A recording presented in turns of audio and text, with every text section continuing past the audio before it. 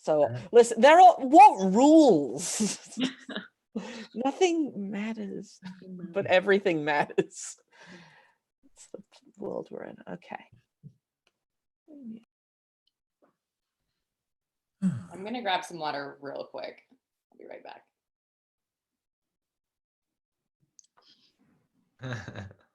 Disappear.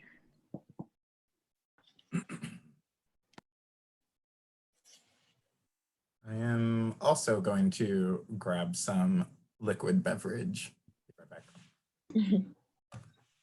Sounds like a good idea. Right. I have. I love that they stopped the video to go grab water.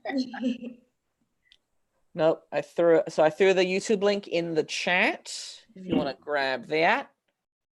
And I've also emailed it out to everyone as well. Posting it on the Facebooks. Cool. BRB. Yeah. Do it. BRB. See if I can. Great. Love it, love it, love it, love it. All right.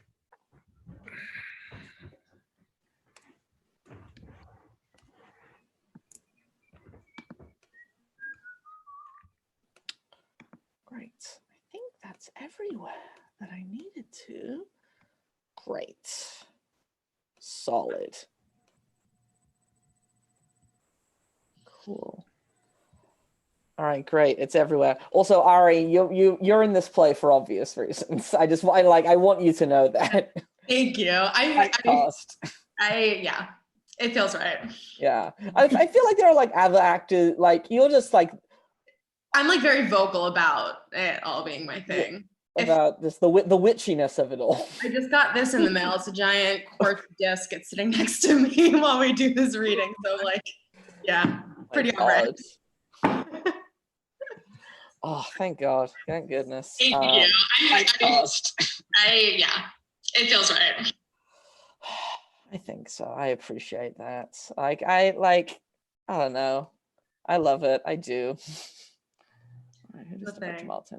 It's a thing, and I appreciate it being a thing. I do. Maybe, yeah. I don't know. Sometimes we get the writers jumping in on these calls to introduce themselves, and sometimes we don't. I don't know. I don't know what people are up to on a Saturday afternoon during shelter in place. Whatever. It's anyone's game. Really. All right. I'm gonna wait for Jamal to get back, and then I think we're just gonna like jump into intros. And we're gonna get started, and it's gonna be great. It's gonna be spooky. It's gonna be weird. Yes. I know. What I want. It's what we need. Dang it. I don't know. There he is. Yeah. Okay, great. We're just gonna go ahead and jump into intros and do this thing. So for any kind souls who are watching this live, it is on the YouTube live. This is the Exquisite Corpse Playwriting Project. Final day. 2 more plays. No, 7 of these. I know, bonkers. Who knew?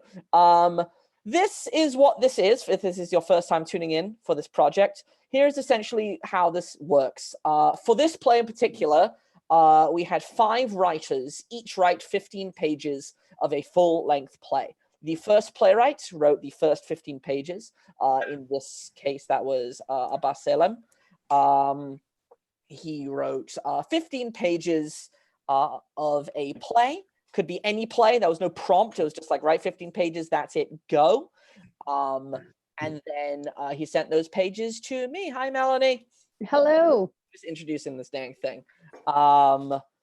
So Abbas sent those 15 pages to me. I took those final 5 pages and sent them to the next playwright in sequence. In this case was Ray Goldberg, who's actually about to join the call right now. And then it's sort of just a sequence like that where hi Ray. So for example, yeah, Ray got the last 5 pages from the previous playwrights, wrote another 15 pages, and so on and so on and so on until a full-length play was created, Frankenstyle fragments, telephone-esque, style like that. We've gotten some really varied results in a really wonderfully eclectic way. Characters and plots may differ, but creativity and thematic relevance has somehow stayed put in each of these plays, and they've been really lovely and been really lovely to read. And all of these readings, if you look in the down there part in the comments, there is a link to support the Chicago Artists Relief Fund, which is a wonderful fund supporting Chicago artists who have been affected by the COVID-19 pandemic. So please consider, if you are watching this for the whole dang time, or even for just a split second, please donate to that fund. It is really wonderful and very much supported. There's also a little comment section on the side of this on YouTube. I encourage you to comment along with this wild and wacky, witchy adventure, because oh boy, it gets real spooky and real fun. Those are the big things, and I'm just gonna have each of these lovely folks introduce themselves, and since we're not standing in a circle, I will just call on you to introduce yourself. If you want to say your name, your pronouns, if you're an actor, who you're playing, if you're a writer, announcing that, and why not share with us something that you are grateful for today. So let's start off with Kathleen. Hi, everyone. I am Kathleen Brumback. I use she, her pronouns. I will be the voice of the TV announcer and reading for Spellbook today. And something I am grateful for today is delivery drivers and all essential workers. I've been relying heavily on sushi delivery, and so that's something I'm very grateful for today. So yeah. Sweet, yay. Ari. Hi, I'm Ari Kraiman, she, her pronouns. I am playing Elvis, not the singer, thankfully. And something I'm grateful for today is USPS. Sweet. Alyssa. Hi, I'm Alyssa Thordarson. I use she, her. I'm playing Barbie's mom at the beginning. And I'm very grateful for all of these creative Zoom play projects. This is my first of 3 today. So. God, that's wild. Yeah, we were just talking about that before. Jamal. Hello, I'm Jamal Howard, and I use he, him pronouns, and I am playing 2 father characters and Bobby. Sweet. Danielle. Hi, my name is Danielle, she, her. I am playing Stara in the beginning. No one at the end. I don't know why I said at the beginning. And I am thankful for the fine arts of just giving us activities to do and like keeping people entertained. Yeah. Tina. I'm Tina Munoz Pandya, she, her, hers. I'm playing Barbie today, and I am really grateful for hot coffee and the ability to be cozy on this rainy day. Absolutely. Kira? Hi, my name's Kira Gaudynski. I use she, her pronouns.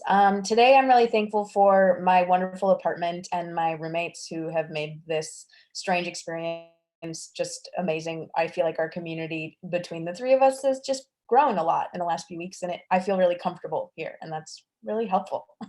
Sweet. And who are you playing? Oh, I'm playing Gorg. Great. Love these names. Love these wild character names. Tommy. Hi, everyone. Tommy Martin. I'm playing the strange friend. I use he, him, his pronouns. And I'm thankful for our community and all the creative projects that have been shared around, and also my girlfriend Amy and our cats here at home. Sweet. And then finally, we'll jump to our writers who are joining the call this afternoon. Ray. Hi, my name is Ray. I use she or they pronouns. I am one of the writers. And today I'm grateful for just the willingness of human beings to make the best of these weird times and create anything. Absolutely. And then Melanie.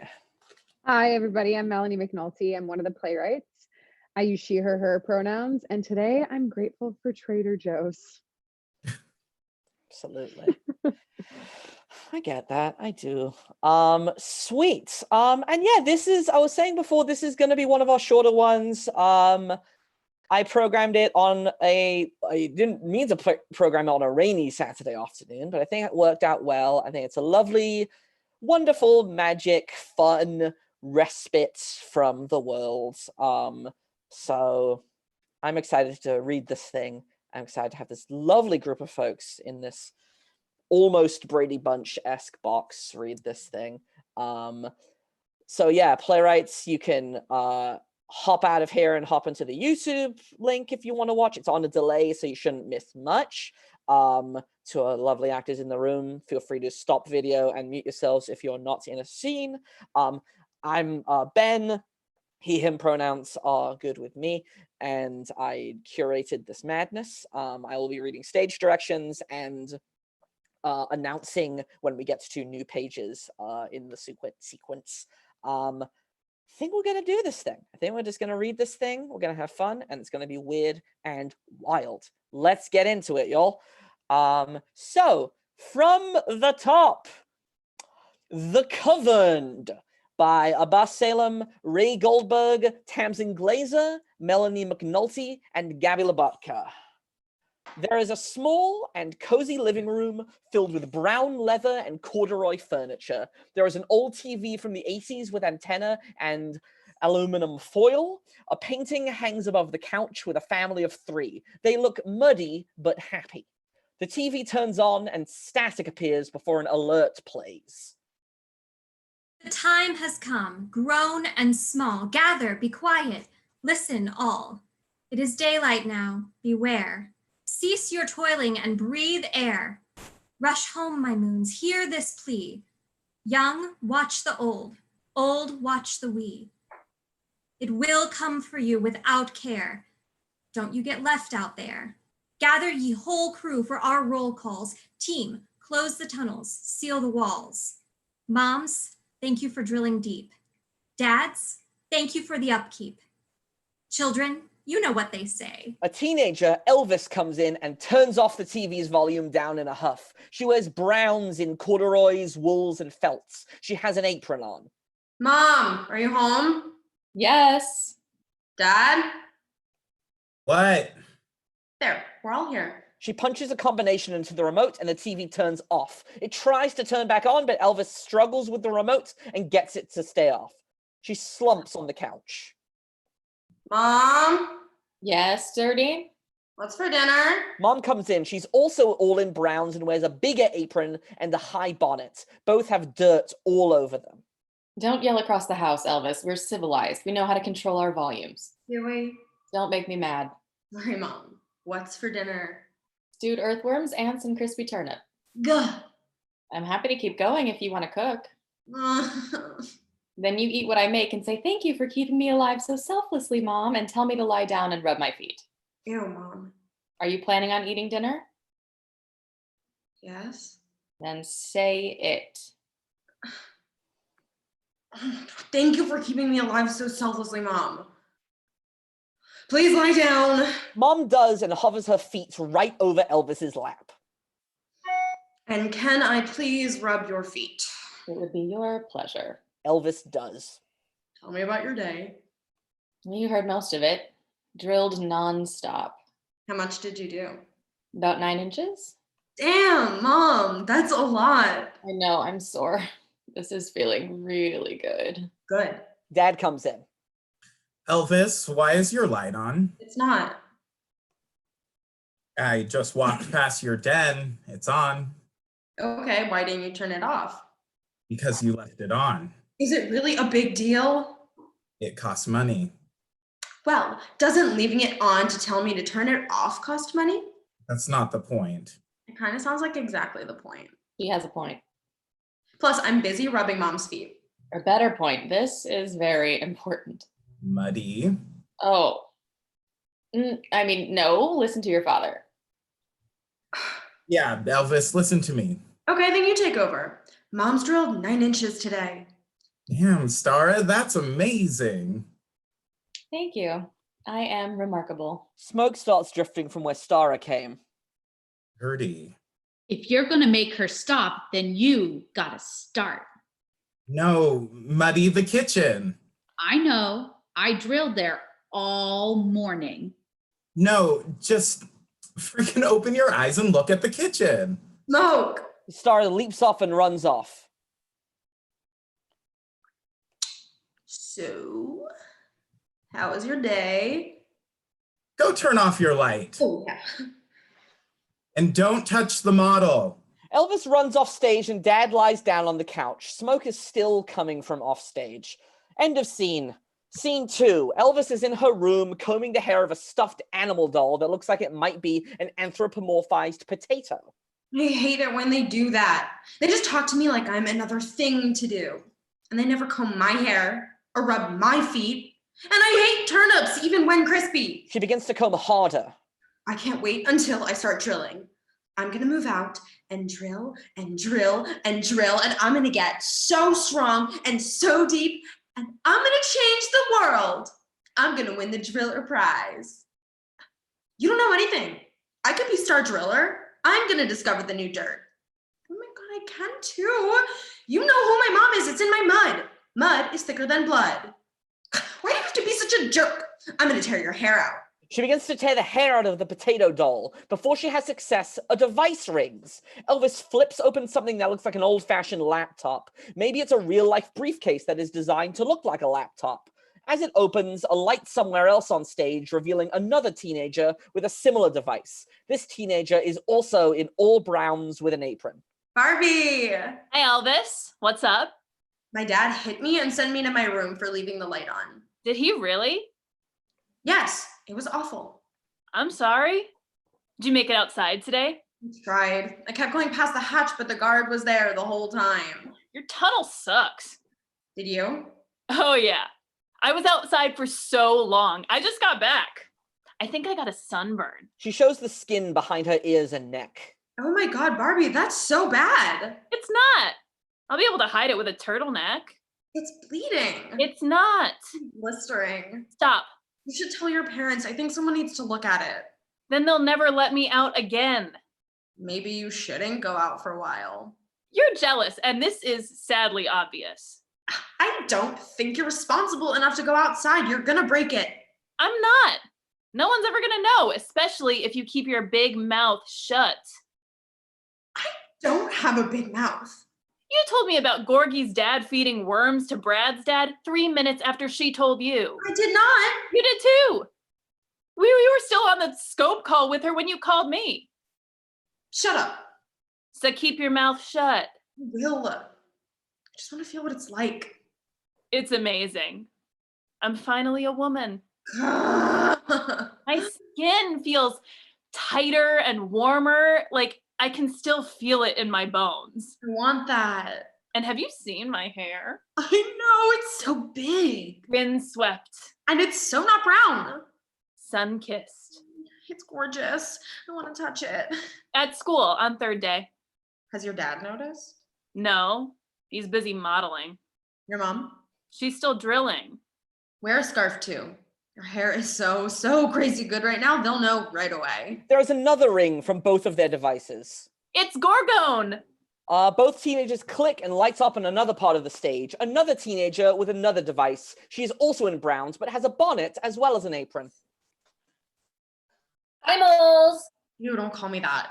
It's what you are. We are not moles. We are people. That's what my dad always says. That's why his models never win. My mom wins enough. Yeah. Yeah. Barb, your hair. Isn't it amazing? I want to put it in my mouth. At school on third day. Deal. My hands are blistering today. See? She holds up her hands and they are wrapped in bandages. What an honor. I would kill for hands like that. You think that until they're your hands? This is the worst. I can't comb my hair. I can't write poem prayers. And I can't hold anything with my thumbs. I'm never going to be the same. That's the point. You're not supposed to be the same anymore. I know. I can't wait. You say that now. I can't believe you're complaining. I can't wait to be a driller too. You just want to beat your mom. And that's bad. She's been the star driller 14 years in a row. She's the Stara. You don't need to win 14 times. They just want to win once. No one's ever done it, Elvie. She's a literal hero. My mom asked her stylist for the Stara.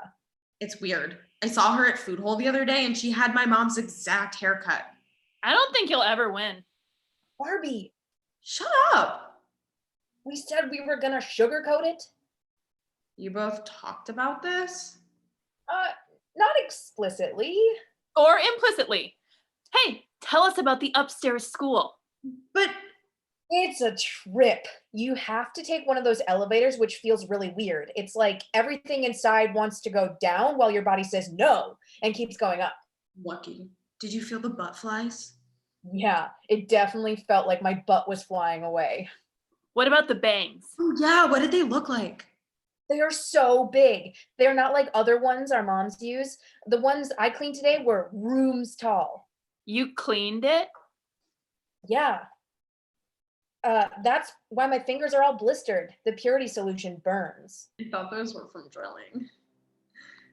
We won't do that for a few more weeks. Just cleaning right now. Barf. Barbiturate, wash your hands for dinner. Your father's invited a friend over. Double barf. Sure, Mom. I have a surprise though. I found it in a box in the back of the book hole. You better not be a book. Gorg pulls out an old book and holds it up to her laptop device. What is it? Oh, my sons. Is that A book of spells. Shut up, shut up, shut up.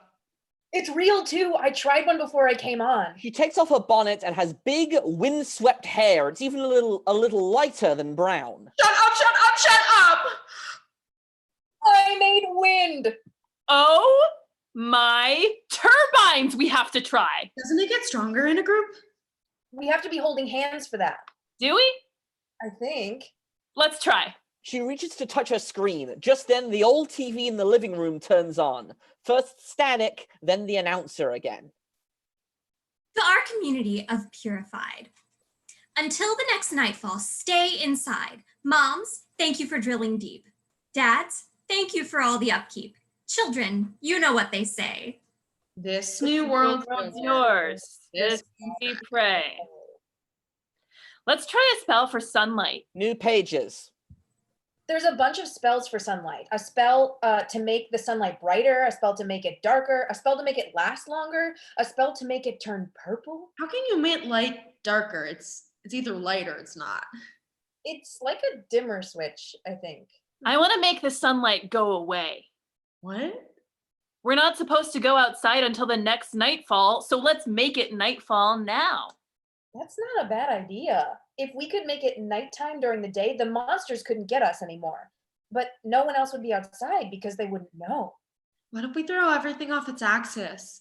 What if the day monsters get confused and wake up at night and come after everyone? We'll put things back to normal before we go home. No one will know the difference. We don't even know if we can put things unnormal in the first place. We can. I know it. Barbie holds her hands out to Elvis and Gorg. So let's do it. The three of them press their hands against their laptop screens and close their eyes. The magic spell consists of all of them singing different discordant tones. Every once in a while, they each change which note they're singing, but it's still a jarring combination. Gradually, the notes start to come together and create a beautiful harmony. They hold this for a bit before petering out. Barbie opens her eyes first. Did it work?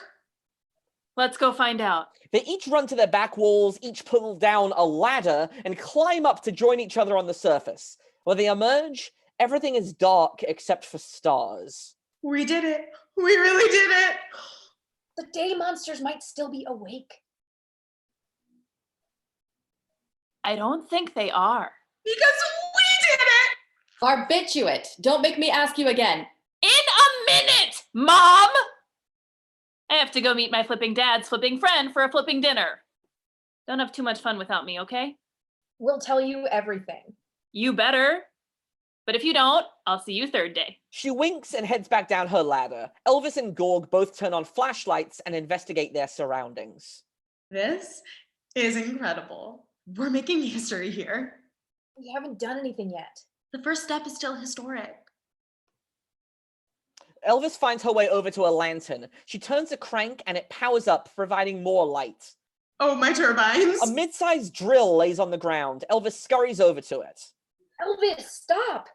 You don't know whose that is or where it's been. It can't be dangerous if they left it lying around. Elvis struggles to pick up the drill. It's heavy, but once she's gotten a good grasp, she cradles it like a big, pointy baby. This is special. This is a sign. What are the serial numbers? There aren't any. That's not possible. They must have gotten scratched off. Well, whatever happened to the numbers, there aren't any now. Now it's an Elvis drill. Next nightfall, I'll ask if there are any drills that have been unaccounted for. I'll say it fell down into my tunnel, but then it can be an Elvis drill. Elvis's arms are too occupied for a hug, so instead she rests her cheek against Gorg. Gorg returns the gesture. Can you teach me how to use it? I'm sorry, Elvis, but my hands. Oh, right. Well, I'll just handle it myself, and you can explain how it works.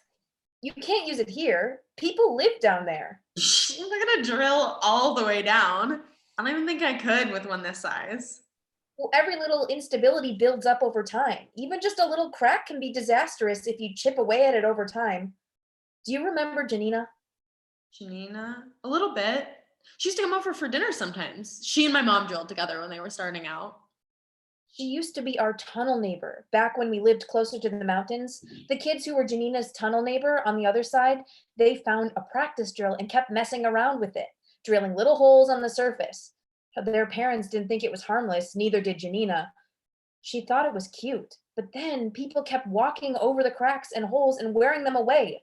Finally, one day the whole surface broke open and came tumbling down in Janina's tunnel. It collapsed on her? It collapsed on her whole family.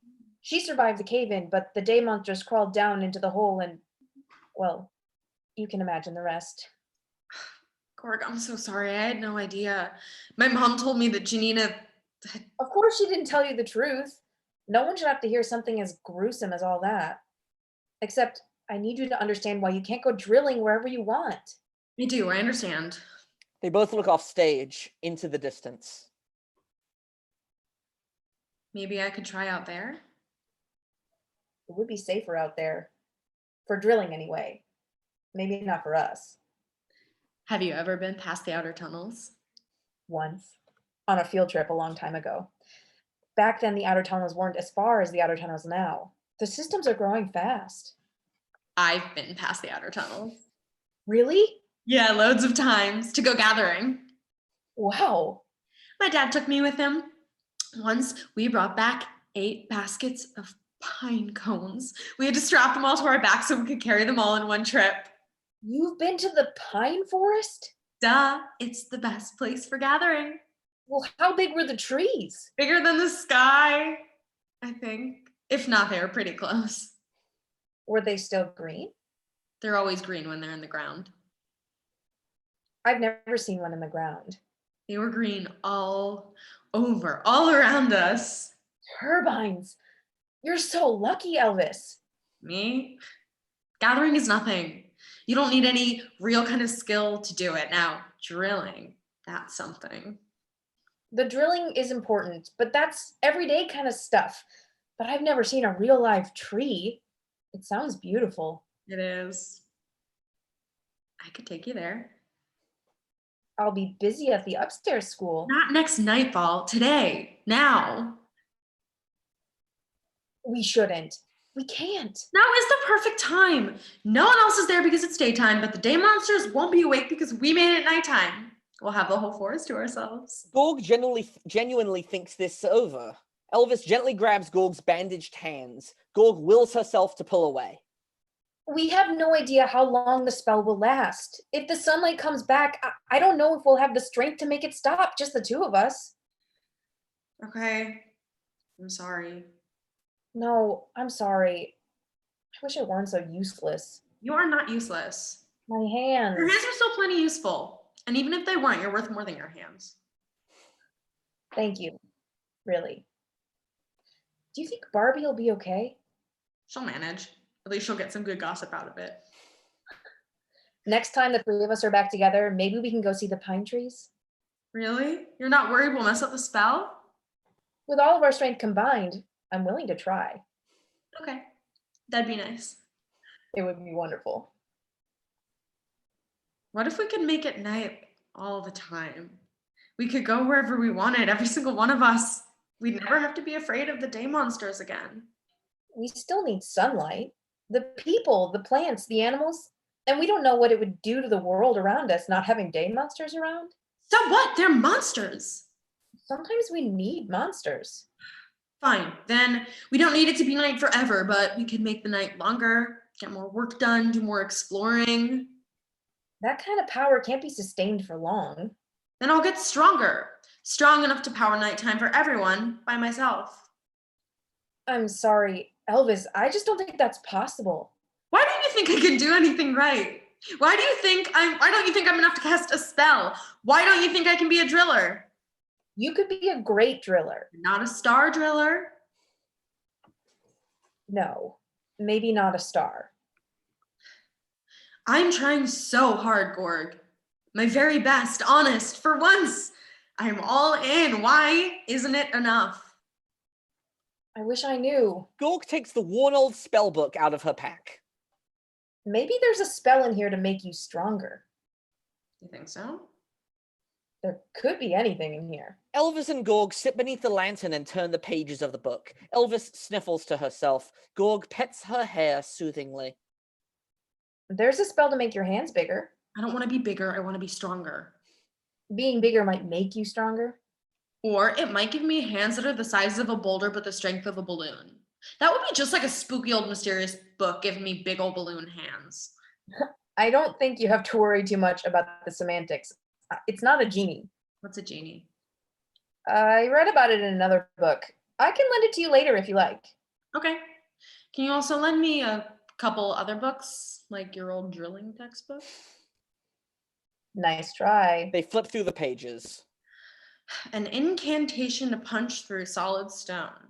That could come in handy. I think you want something a bit more delicate. I could punch through stone delicately. Elvis tries to demonstrate on the ground beside them. It is not delicate. Okay, what else? There's a spell to make molten lava course through your veins. Why? What? Why would anyone want magma in their veins?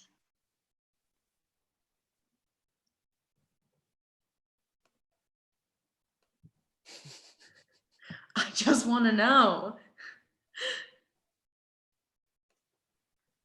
Oh no, I think she's frozen. I think she is. Oh no, Kara might be frozen. No, it's not rock juice or sticky. How would you know?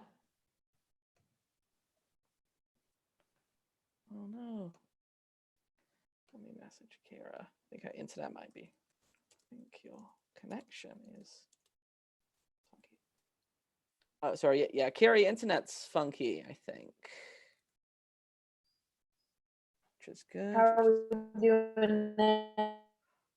Back a little better. Maybe. Oh no. Oh, there we go. You're back, I think. I'm here? Yeah, great. Can we go from great. just go from Elvis's why would anyone want magma in their veins? Why would anyone want magma in their veins? It could be a metaphor, witches like metaphors. Or it's not a metaphor, and witches also like to fill their bodies with hot, sticky rock juice. Lava is not rock juice or sticky. How would you know? Once I went on an expedition where we drilled too deep and we hit lava. No way. Did you touch it? Of course not. Then you don't know if it's sticky or not. Fine. It might be sticky. Also, I thought lava was only if it erupts out of the earth. If it's still inside the earth, it's magma. Gorg stares at Elvis for a long time, preparing to correct her, but damn it, she's right. Sometimes I read my own books. There's a spell to make you jump real high. I don't know if any of these spells are what I'm looking for. None of these are the way I wanted to be strong. Okay. Well, we could do a little spell that has nothing to do with strength, something just for us. Elvis cheers up and flips through the pages even faster. Here, A spell that makes your spit taste like fresh fruit. Let's do it. They clasp their hands together and make a series of wet, popping sounds with their mouths. Once the spell is complete, they sit quietly and evaluate their mouths. My spit tastes like pineapple.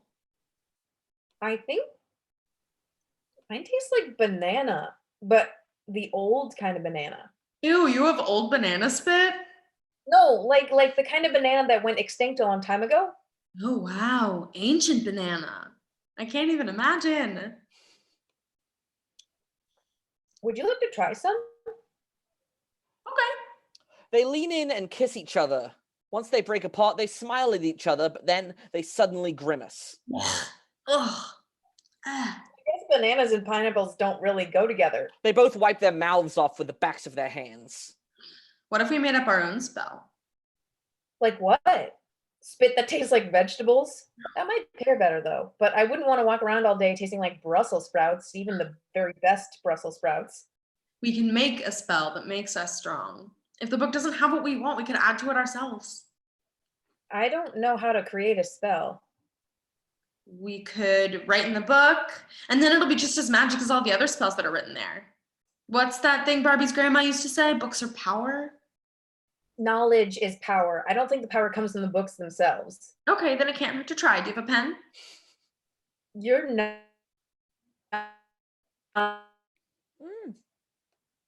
You got this.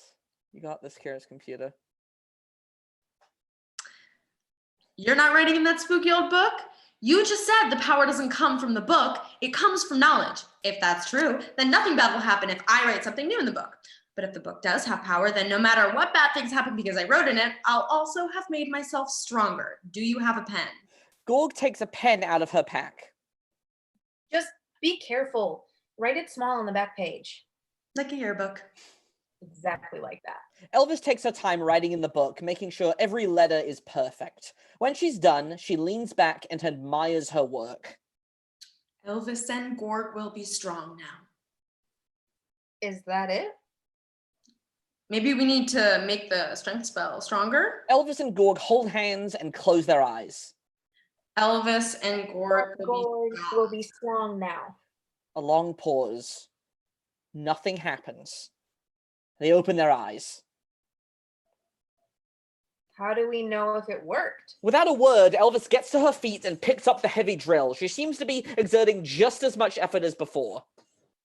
How do you feel? Pretty much the same. It could be more of an emotional strength. How do I know if I'm emotionally stronger? Hey, you. Yeah. You pathetic little weenie kid. You're nothing. You're never gonna be nothing. Did that hurt your feelings? Not really. See, you're emotionally strong. For sure. Thanks, Gorg. Sunlight starts to peek over the horizon. The day monsters will wake back up soon. Okay, I'll talk to you later. Sure. Maybe Barbie's done with dinner already. They both open the hatches to their respective tunnels and climb down the ladders. Lights up on Barbie's living room. She eats a dinner of canned foods alongside her mother, her father, and her father's strange friend. So, what is it you do again? New pages. Strange friend looks at mother while chewing a really big mouthful of canned mandarin oranges. Pass the salt, please. Strange friend passes the salt. Sales. Ah, They chew. what kind of sales? Antiques mainly. That's very interesting. Thank you. Pass the pepper, please. Strange friend passes the pepper. They chew. I've always found I orange. started as assistant in 85 for, Excuse me. You first. but that's all right. No, please. I insist. Really, it's not interesting. Of course it is. It's not. They chew. You're sure you just want oranges? Citrus reduces the risk of kidney stones. Have you ever had a kidney stone? No. I've had 8. Twice, 4 at a time. 1 over 10 millimeters. Excruciating. They chew. Forgot the ketchup. Father stands up with his plate full of canned peas still on his lap. The peas go flying. Nope, everyone up, one by one. We can't waste them. Barbie, under the couch. Ed, clean up around the television. I'll get the rest. Strange friend starts to help. No, Everyone freezes and looks at Mother. you're our guest. Please keep eating. Strange friend sits back down. Father, Mother, and Barber collect peas one by one. There are many, hundreds. Strange friend continues to chew and watch the operation. After several moments, they reach for the remote and turn on the television. And now we are proud to present something pretty special for you folks at home. Please join this live broadcast of the New York Philharmonic as they play for you tonight Johann Strauss II's The Blue Danube. The orchestra plays. Barbie, Mother, and Father continue picking up peas unfazed. The strange friend is transfixed on the television. A ladder descends from the sky. Strange friend rises and lets their plate fall to the ground. They climb up a few rungs and face the audience. Canning is an important, safe method for preserving food if practiced properly. The canning process involves placing foods in jars or similar containers and heating them to a temperature that destroys microorganisms that cause food to spoil. During the heating process, air is driven out of the jar, and as it cools, a vacuum seal is formed. This vacuum seal prevents air from getting back into the product, bringing with it contaminating microorganisms. While the boiling water bath method is safe for tomatoes, fruits, jams, jellies, pickles, and other preservatives, pressure cooking is the only safe method for preserving vegetables, meats, poultry, and seafood.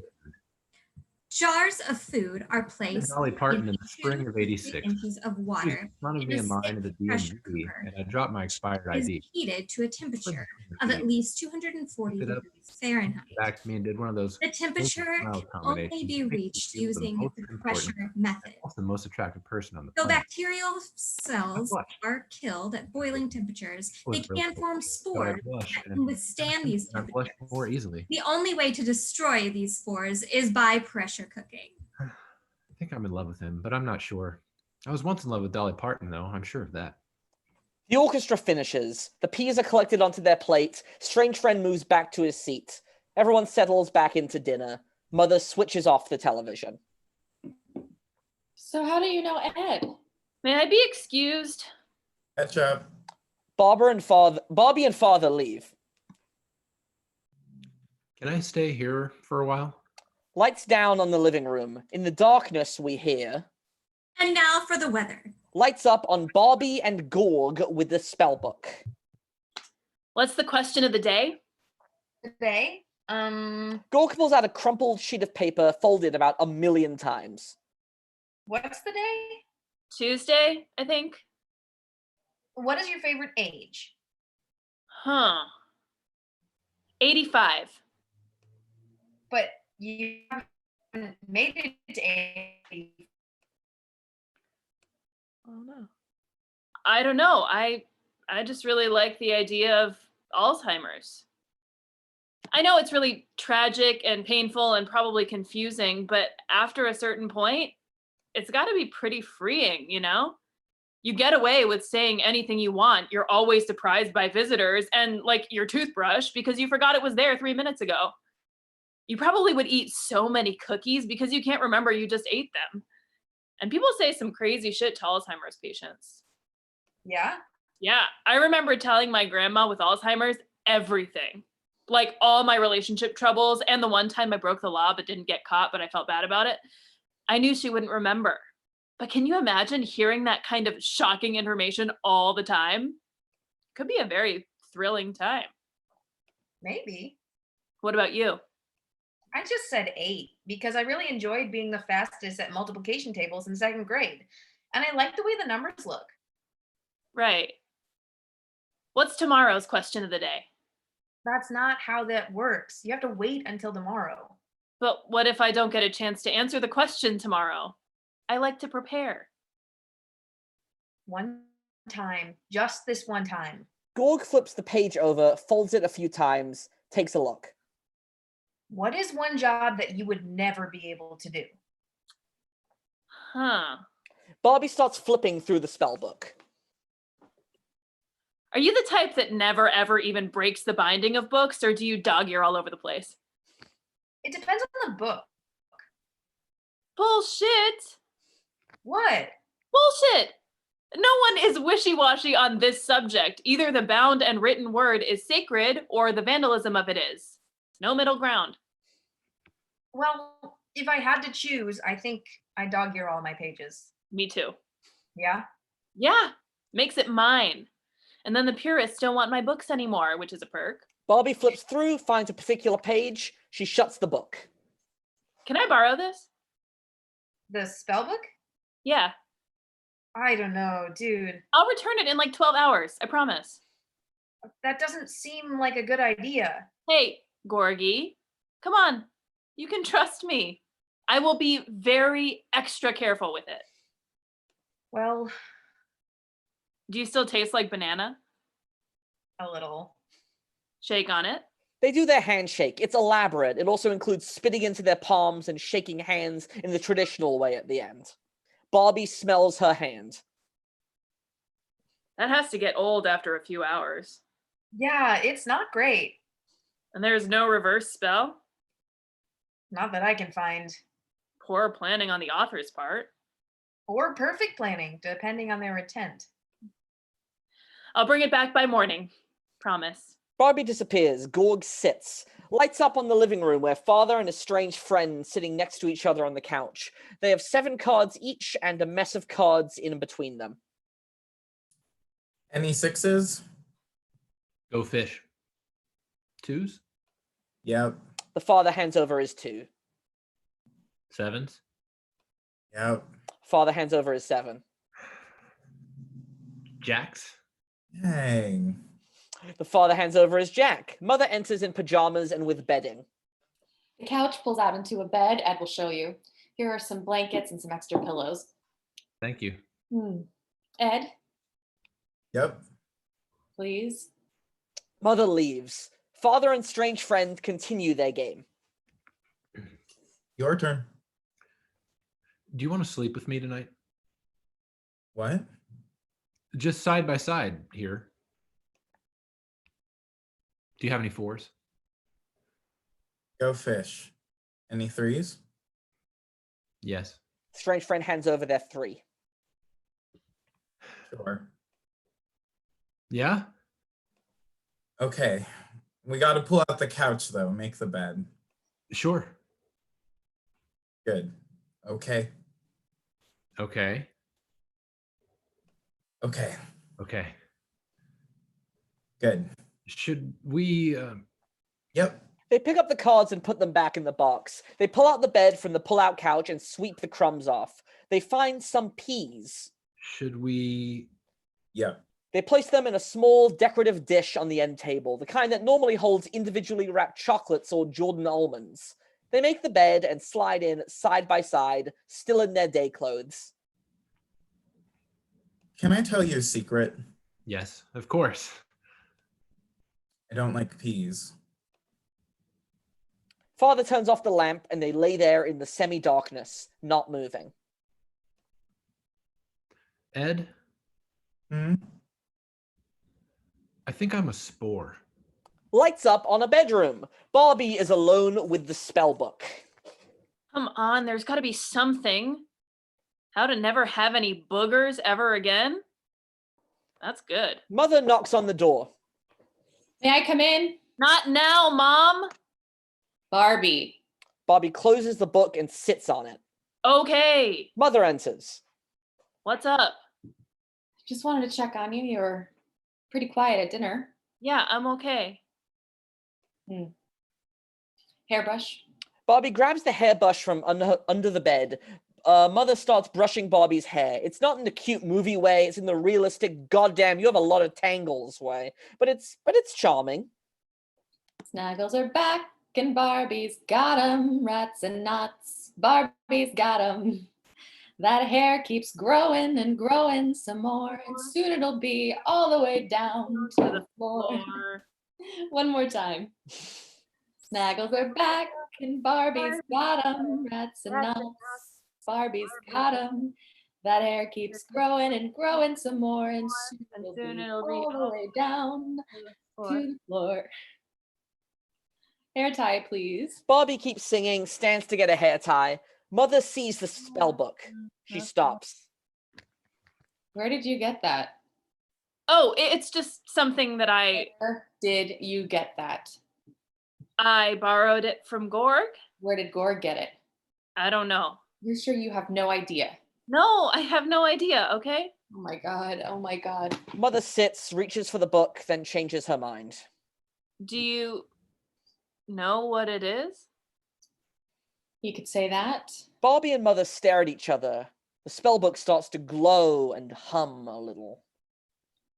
It's mine. The spellbook starts vibrating, smoking, making a commotion, like it might explode.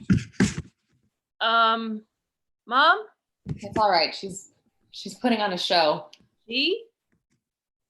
Hey, bitch! Long time no see! Hi, Patrice. Patrice?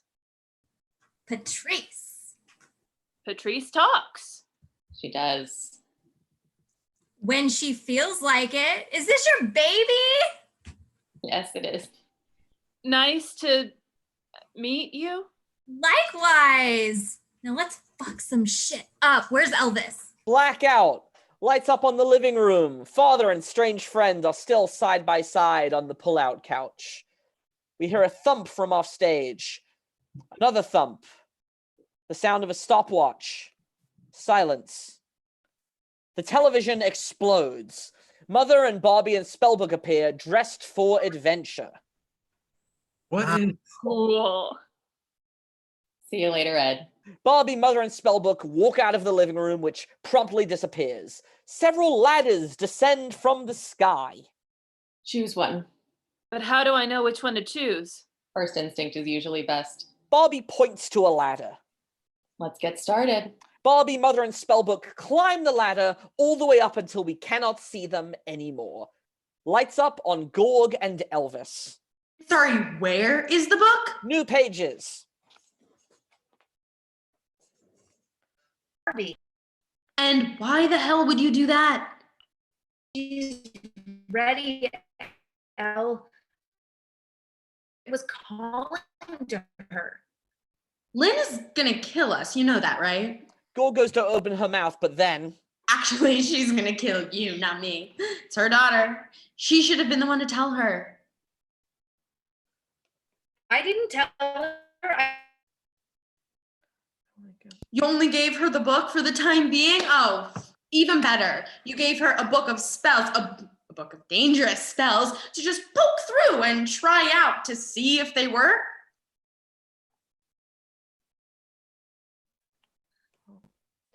Oh, I didn't even think about that. Yeah, were you? What the hell? Okay, it's gonna be fine. We're just gonna go visit Barbie and take back without Lynn finding out. You don't think she'll suspect anything when we show up at their door and just say, hey, Lynn is smarter than that. Well, do you have a better suggestion? Blackout. Lights up on the living room. Father and strange friend are still in the pull-out couch bed in the semi-dark, now sitting up next to each other. They look at the three ladders, which are slowly ascending. Well, that was really something. Those women never cease to amaze me. Should we go after him? We could go on an adventure, you and me, musketeer style. You need 3 people to have the musketeers, and no, we're not going after them. I tried that once, and Patrice was not having it. Patrice? The spell book. Ah, I see. You know, try to catch some shut-eye. You got quite the day tomorrow. Father turns on his side, away from strange friend, and gets comfortable. So that spore thing I was talking about before? Blackout. Lights up on Mother, Barbie, and Spellbook. One by one, they climb up from the ladder. They all stand there and look around. Ah, shit. This is just like old times. Lynn, do you remember when we went to the Chrysalis pub? That night got weird. You never leave that place the same. Mother shoots spellbook. Try to keep it appropriate. Why? She's a woman. She can handle it. Yeah, Mom, I'm not a little kid anymore. I was planning on telling you once you turned 18. You shouldn't be surprised. I found out when I was your age too, the exact same way, actually. We can't help it. It's in our nature. Our curiosity just takes over. Found what out? Oh, you didn't tell her? Look, Barbie, we come from a long line of witches. Your great, great, great, great, great Aunt Susanna barely escaped the Salem witch trials. She convinced all her suitors that she needed to escape to New York where she would be waiting for them. Then she cast a spell and killed them all. Our ancestors kept the practice alive, breeding generations of witches, all while maintaining our secret among the women in our family. Some of the men knew, but they were too terrified to challenge it. Oh, and Gorg and Elvis are witches too. Yes, I knew it. She's a natural. This is so fucking cool. Oh my God, I'm a witch. Language. Gal after my own heart. Oh my gosh. I wasn't talking about... Witches don't believe in... Never mind. Well, shall we? Spellbook leads them into this new world, Barbie excitedly following behind her. They exit. Lights down. Lights up in the living room. The next morning, father pours coffee into a mug and brings it to the kitchen table. He puts his glasses on and shakes out a newspaper, takes a sip. Strange friend comes out of the hallway with a large backpack on. Well, I'm off. Father gets up from the table. Best of luck, my friend. Thanks for the place to stay, Ed. And please make sure to thank Lynn for the lovely casserole. Will do. Strange friend stands in the doorway for an awkwardly long beat. The doorbell rings. Father looks at strange friend and then answers the door. Gorg and Elvis stand there. Morning. We thought it would be nice to stop in and catch up. It's 7 a.m. on a Sunday. We brought coffee cake. Gorg holds up her coffee cake, smiling hard. Then she sees the strange friend and her smile disappears. Billy? Gorgine. What the hell are you doing here? You know each other? Oh yeah, we go way back. Look, ladies, I'm not trying to have any trouble. Bullshit. You better stay the hell away from here or else we'll call reinforcements. Yeah, remember the last guy who tried to kidnap Patrice? Don't think you want to end up like him. It's a book. Beat it, Billy. Let's go, Gorgie. Thanks again, Ed. All my best to you. Strange friend exits. Gorg and Elvis come inside with the coffee cake. Father stands there dumbfounded. Got any coffee for this cake? Come on, Gorg, we're here for the book. Right. So where are the girls? We thought we'd come catch up with Lynn. You got this, you got this. Because that's what us gals do. We just stop in to catch up. Totally normal thing to do. Elvis shoots Gorg a look. Well, I have no idea what's going on. Personally, I would like it to stay that way, but they're not here. I can't believe I'm saying this, but last night these ladders just came from the sky. The portal. We better get going. We would love to stay and chat, Ed, but we need to be on our way. I did want to eat some of that cake. Come on. Gorg closes her eyes and starts to wave her hands in a choreographed motion. Anae Mordicus Expelliga Crebus. The lights flicker, the room shakes, and a few things fall off the shelves. Father watches in disbelief and perhaps horror. When Gorg opens her eyes, it stops, and a ladder descends. Thanks again. Gorg and Elvis climb up the ladder. Father stands there looking up at the ladder. Father is left alone on stage. He shakes his head and takes the coffee cake to his seat. He opens it up, sticks a fork in it, and takes a bite. It's good. He drinks his coffee, reads his newspaper. Blackout. Lights up on Spellbook, Mother, and Barbie. They are practicing spells. Okay, well, it needs work, but we'll get it. Okay, maybe we should take a break. No, I think I got it this time. Barbie waves her hands around and then we hear a huge crash off stage. Okay, that's enough for now. Do you think she has what it takes? Of course she does. She just needs a little training. Enter Elvis and Gorg. I'm so sorry, Lynn. I shouldn't have lent the book to Barbie without discussing it with you first. It was wrong, and I hope you accept my apology. Gorg. It's okay. It was bound to happen eventually. In other news, guess who we saw at your house, Lynn? Billy Sporos. Bastard. Hi, Patrice. Oh, I know. He was there last night. You let him into your house? He said he was leaving to go out on a backpacking trip, and we were closer to the train station. So we haven't had any trouble with him in a long time. I figured, why the hell not? We don't trust him, Lynn, and it's like cheated by Luna. This was before I knew that Patrice was in my daughter's bedroom. He's up to no good, Lynn. He wants to get his hands on Patrice. We can't let that family get Moira's spellbook. Just because they're stronger than us doesn't mean they want our spellbook. No, Gorgie, they're stronger than us, and our spellbook is the only thing that keeps us in check. If they kidnap Patrice, we lose everything. Powers, status, history. Our ancestors didn't work tirelessly for generations so we could just hand their work over. I swear to Satan, if I end up in the hands of Billy Sporos, I will banish your entire coven. I'd rather end up in a temporary Halloween warehouse in Indiana. We're not going to let that happen to you, Patrice. Can somebody please tell me what's going on? I just found out I'm a fucking witch, which is cool as hell, but now my whole college application plan is going south, and I was supposed to go to prom next month, which also doesn't look like it's happening. I was just trying to learn spells, which so far I totally suck at, and now I'm finding out we have enemies. I just feel like I deserve a little explanation here.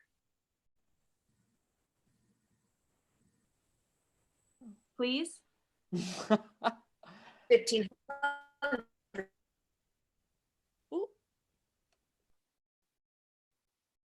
Kira, are you there? But basically, they're a powerhouse family, witches and wizards, and we don't trust them, and they don't trust us. It started over a dispute with our great grandmama Moira wanted to create new traditions. Her family was very close with Billy's great grandfather Wilhelm, who were adamant on keeping their ways the same as they'd always been. Moira was the baddest bitch in the game. She wrote 85% of the spells in me. So when great grandmama Moira showed William the new spell book that she'd written, he was terrified. He felt threatened by her creativity, which had wielded power like never before. So the power she harnessed was revolutionary, and it changed witchcraft forever. She was ahead of her time, really. So when he told his family, it sparked uproar in their village. They killed almost our entire coven. Moira and Patrice fled. They were the only ones who survived the battle. Our families have kept their distance ever since, always sleeping with one eye open. Can't trust them. Wow. There's been no dispute like it since. But Moira wrote in me that the war would wage once again. We will know it's time when the chosen one arrives, which is supposedly in our future, our bloodline of witches. Wait. No. Don't even go there. You don't think... It has to be. Are you saying that I'm?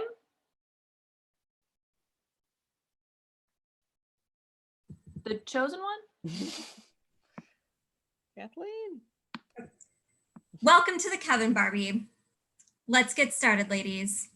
We don't have an eternity. I call tutoring on the spelling. No, I should be the one to tutor her. Enough!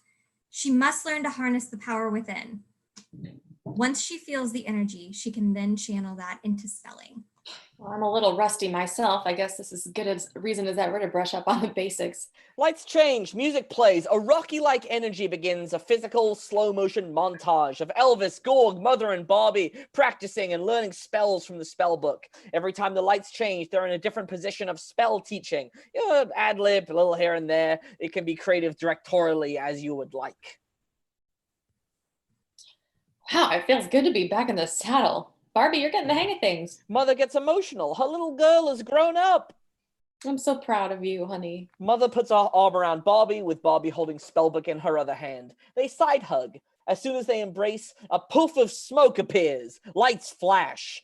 Out from the smoke, strange friend appears with Barbie. Not today, Hades. Not today. Witches. Go home, Billy. For the book, we come in peace. All you have to do is hand it over. Buzz off, Bobby. Everyone likes you less than your brother anyway. Barbie holds the spellbook tighter to her chest, trying to cover her outburst. Who's the new girl? Barbie, she's Lynn's daughter. She's the chosen one. She is going to be the most powerful witch in our bloodline. I wouldn't go that far. Look, Barbie, I know tensions were high between your great-great-great-great-great-grandmother Moira and our great-great-great-great-great-grandfather Wilhelm back in 1516, but things are different now. We believe that we can live in harmony. If you could just hand us the spell book, this will all be over. We won't bother you again, and you can finish high school and live your normal life. That's what you want, isn't it? They're trying to use your weakness, Barbie. Outsmart them. No. I do feel like we're ready to be friends again, Gorg. He's just saying that. Don't you dare fall for his shit. Billy, I stand with my sisters. I refuse to sleep over anymore. It's not right. You're still going over there? Tell her, Billy. I guess this is as good as time as ever. Gorg, I was only sleeping with you to get closer to the spell book, and because of your foolishness, well, here we are.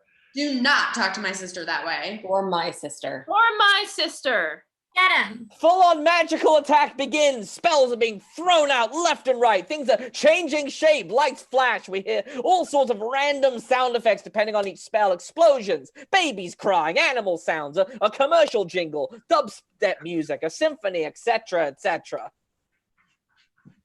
Teratosis! Cheese starts to fall and hits Barbie and Strange Friend on the head. Barbie and Strange Friend start to act like cats. Petrifius instantaneous. Elvis ducks, but Gorg freezes in place like a statue. She's been temporarily turned to stone. Revete revolution. Barbie and Strange Friend start doing a flawless dance revolution routine. I hate dancing in front of people. Transglosia. Come osi dire quell'incantesimo. Azodermizio. Elvis starts to jump up and down, freaking out. They're crawling. Oh my, they're everywhere. Get out. Get out of my pants. Ew, ew, ew. Come on, Barbie. Now's your chance to shine. You have always had it in you. Please, the Coton. Barbie and Strange Friend start to jump around, acting like monkeys. Mother continues to speak Italian through all this. Elvis continues to jump around with ants in her pants, and Gorg stands frozen in stone. Va bene. Questo in realtà sta iniziando a farmi incazzare. Patrice, sai come invertire questo incantesimo?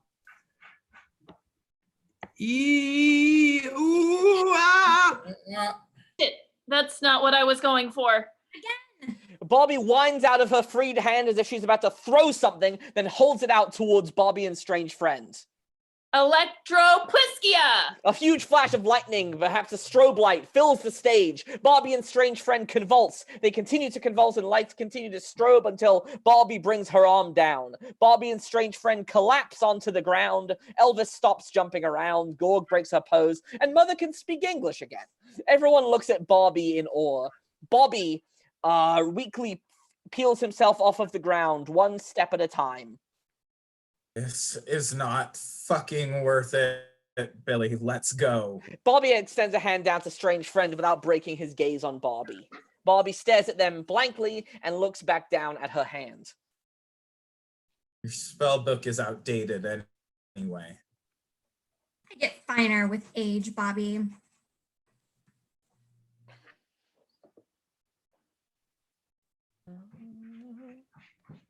Alyssa. Where? Oh, sorry. You good? You two are just as cowardly as your great-great-great-great-great-grandfather Wilhelm, threatened by power you can't harness.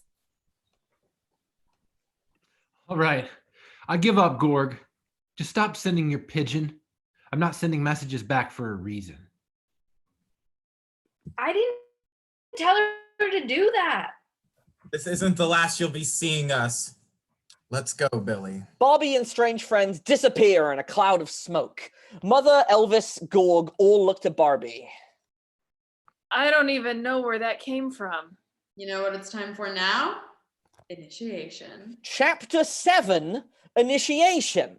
The spellbook throws itself onto the ground and the pages flip to the most ornate pages. Pages 1 and 2. The ceremony of initiation. Between the gold foil lettering, illustrations of beautiful naked people dance around the spellbook with what appear to be ghostly spirits and familiars floating joyfully above the figures.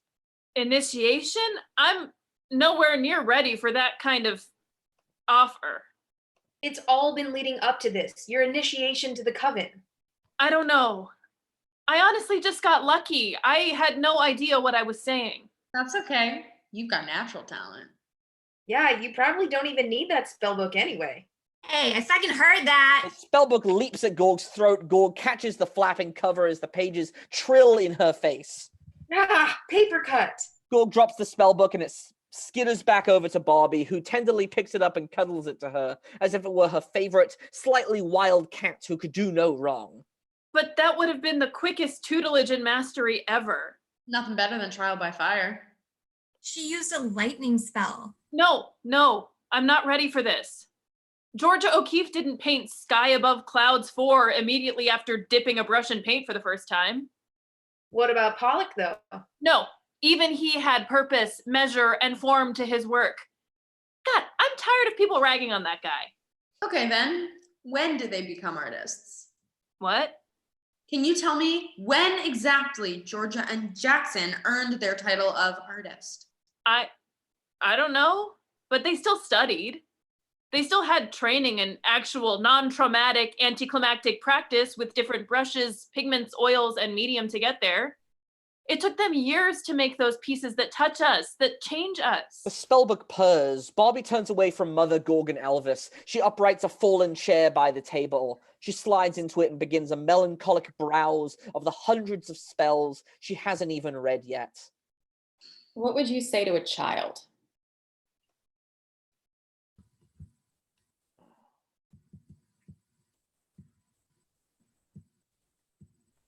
Barbie, what would you say to a child? After she drenches her hands in multiple colors and smears them across paper, saying, pretty, and holding up her new creation, what would you say to her? Good job? You say, ooh, pretty. Just let Lynn talk. No, it's fine. I don't think it's landing anyway. Listen, Barbie, initiation is formality, it's ceremony, it's tradition to celebrate the choice to grow and study. But initiation feels like I earned something, like something has finished, like commencement for college. Yeah, but think of those words. Commencement, initiation, those aren't words of ending, they're words of beginnings. Your initiation is the start. It's the beginning of your study, the beginning of your commitment into the coven. Why do you think the initiation ceremony is the first 2 pages of that book? We're not shoving you out the nest or giving you a seat at a different kind of table. I'm mixing metaphors, but you get what I mean.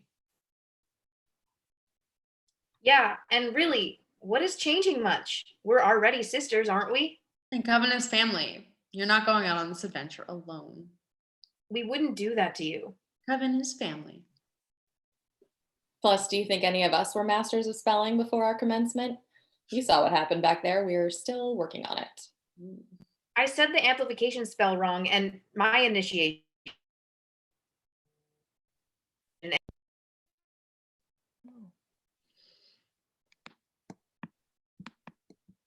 I accidentally set the regional Supreme Warlock's sleeve on fire. Lynn, no way. Oh yeah, they still let my ass in though. Mom! What? Well, if there isn't going to be an initiation tonight, let's at least put this place back together. Mother, Elvis, and Gorg begin picking up the remnants of their battle. They magically restore curtains and broken picture frames. After a moment, Barbie gets up from the table, leaving the spell book behind and picks up the 80s TV that had capsized from its resting place. The bulbous screen shattered in its fall, and Barbie finds her reflection in the broken glass. Flashback! Young Barbie sits on the brown plush carpet that accompanies a typical 90s living room. Dressed head to toe in a floral print, the 5-year-old stares up at the 80s television, which stands sentinel like the eye of a mechanical cyclops. The image reflected on the screen are the silhouettes of both of her parents sitting behind her. On! Turn it on! What do you say? Peace. The TV pops to life. Snow fills the screen, a hum in the air. What do you want to watch? I want a story that's all magic. What does that look like? Young Barbie closes her eyes. The light surrounding them glow brighter. She turns her back on the TV facing her parents. Once upon a time, there was a young witch. Clarissa explains it all, flips on the screen. She knew everything about the world and had amazing adventures around the whole wide world. The TV flashes through National Geographic-like programs. She could be anything she wanted to be, including a mermaid and best friends with a unicorn. The TV flashes the Little Mermaid transformation in reverse and in sequence and flips through Molly Grew and the Last Unicorn. And her horse could fly. And then Rainbow Brights, the shining light. She had so many best friends. The Rugrats spill out of their playpen. And very cool outfits. Gem and the holograms. And as much as she loved all of those really cool things, the TV flips through all of the aforementioned, plus some Star Wars and Jurassic Park. She loved her mommy and her daddy most of all. The TV shows the live image of her mother and father watching her. They fixed all of her toys and put bandages on her boo-boos and kisses her goodnight after a bedtime story. Oh, and keeps all the monsters away. The witch cannot do those things yet. When she grows up, will she be able to do those things? Yes, because she can do anything. Because she has magic? No, because her parents showed it her how. Oh, so she won't need her parents. No, that's not part of the story. Why not? Because that's not true. They make her who she is and who she will be. Wow. And she loves her mommy and daddy. She always says, I want to be like them when I grow up. What's it like to be like them? Big and magic. One day you will be big, but you are magic already. Really? Yes. Yay! Look what you made. The magically edited movie replays on the screen. Young Barbie cuddles up to her parents and they watch it together, giggling and proud. The flashback ends. The TV in Barbie's hand has been magically restored to its former 80s glory. She places it at the center of the table and stares at it. Mom, you were saying something about talking to a child? Yes, honey. When a child picks up a paintbrush and gets excited about what they're making, you're not going to say to them that they aren't an artist yet, or they cannot be an artist until they've accomplished X, Y, Z, or that their creation isn't good enough. If they say they're an artist, that is truth. You say yes to that truth so that they continue to do it. They continue to make art and they get better and better and study and continue until they no longer find joy, love, or value in it anymore.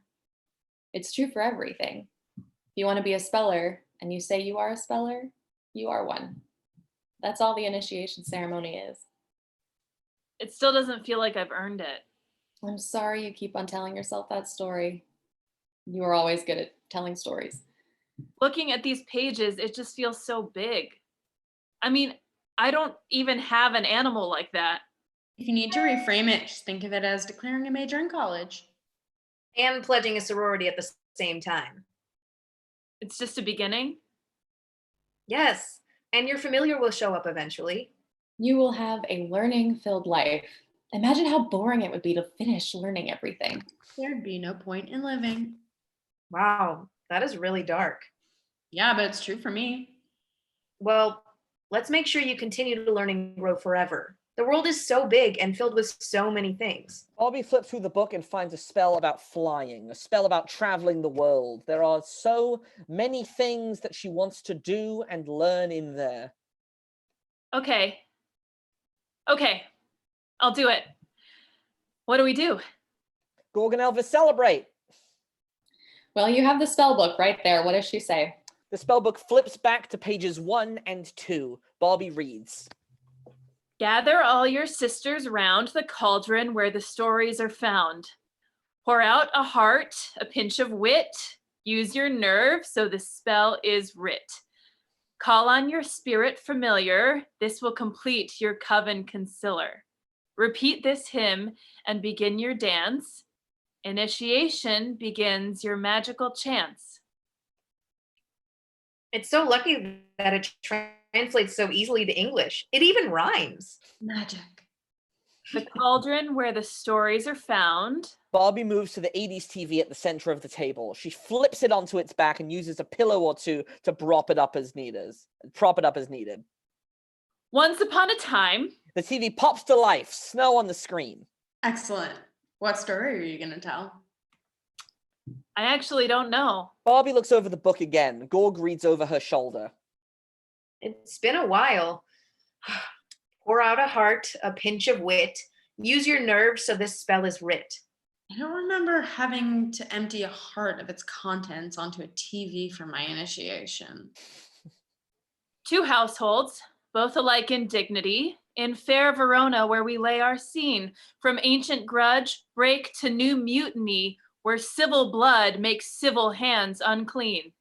From forth the fatal loins of these 2 foes, a pair of star-crossed lovers take their life, whose misadventured, piteous overthrows do with their death bury their parents' strife. During this, the TV glows and cuts off different versions of Romeo and Juliet play. The ballet, the Baz Luhrmann, the 60s version, Titanic, The Lion King 2, West Side Story. Lots of young Leo DiCaprio for some reason. But just before the end of the prologue, the TV shuts off and the air grows stale.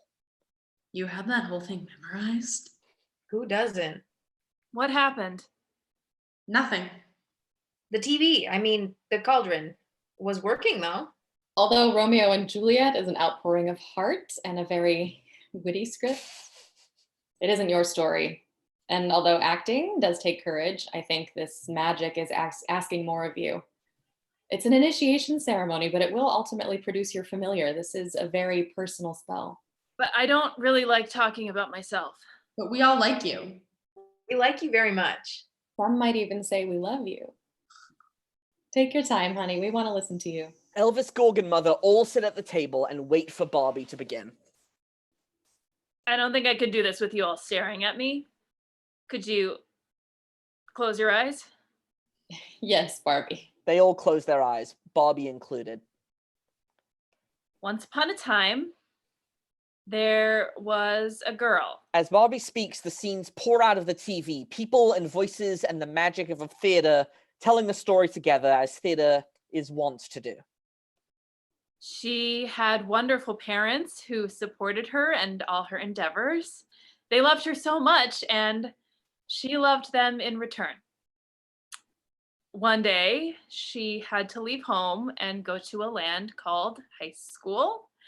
She would return back after school, of course, in time for dinner, but for several hours, she would not have them with her. She would be alone. When she got to school, there were a lot of people there, so many that it felt like she was swimming in a terrible, loud ocean, that she was drowning, tossed back and forth between the waves of bodies slamming into her, for she was invisible. Once the tempest had subsided, she found herself adrift in an empty hallway, lacking a compass and totally lost. She was scared. And when she thought there was no hope, 2 kind warriors encountered her. They pulled her to her feet and said, "We've got you. Come with us." And they went together. They survived the land of high school together. They learned and grew together. Their bond was inseverable.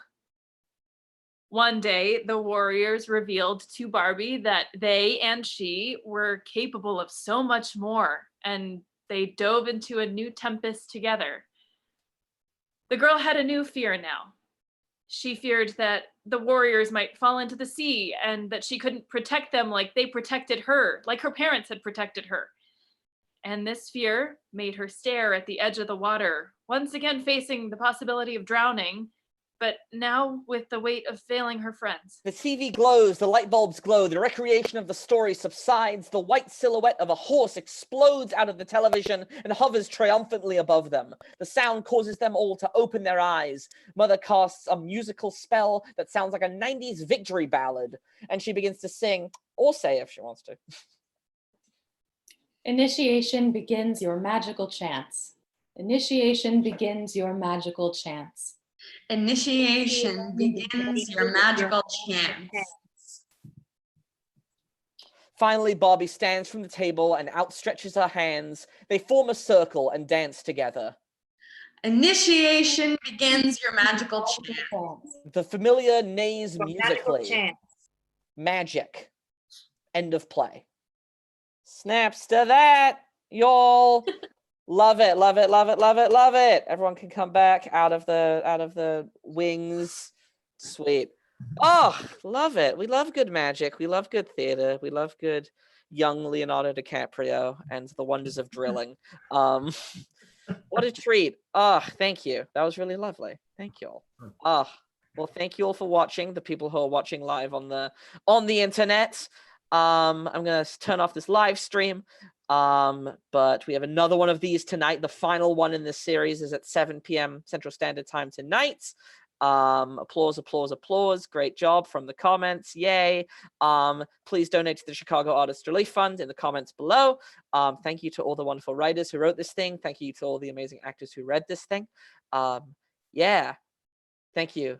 Stay warm, stay safe, and yeah, keep being great. Bye.